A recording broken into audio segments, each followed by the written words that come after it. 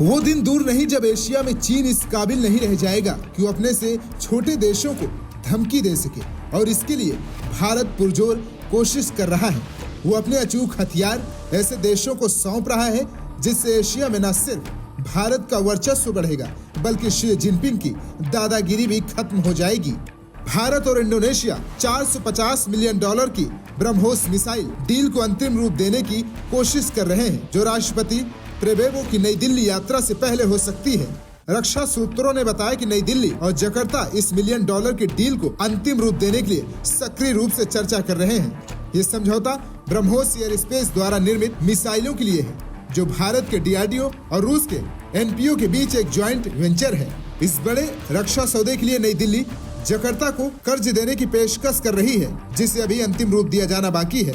सूत्रों ने बताया कि इस डेवलपमेंट ने सौदे को निपटाने के लिए रुपया लेन देन का रास्ता खोल दिया है। वहीं अगर एक रिपोर्ट की माने तो सौदे की पृष्ठभूमि तैयार कर रहे विदेश मंत्रालय के सूत्र ने कहा कि एक बार सौदे को अंतिम रूप दे दिए जाने के बाद और यदि सभी पहलू योजना के अनुसार चलते हैं तो भारत के गणतंत्र दिवस 2025 के दौरान एक घोषणा की जा सकती है।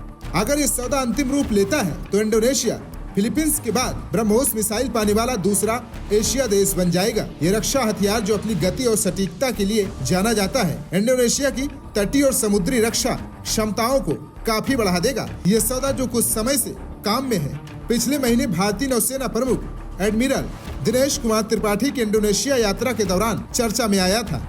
एक पोस्ट में इंडोनेशिया के रक्षा मंत्री ने कहा था, एडवांस टेक्नोलॉजी सहयोग जैसे ब्रह्मोस को भी उजागर किया जाएगा, जिससे इंडोनेशिया के लिए सीखने और बढ़ने के अवसर सामने आए। रक्षा सूत्रों के अनुसार इंडोनेशिया के राष्ट्रपति को 76वें गणतंत्र दिवस के मुख्य अतिथि के रूप में आमंत्रित किया जा सकता है। ब्रह्मोस मिसाइल की खासियत की बात करें तो ये बेहद सटीक और इसका डायरेक्शन सिस्टम इससे बहुत कम दूरी पर भी अपने लक्ष्य को पूरी तरह से निशाना बनाने में सक्षम है।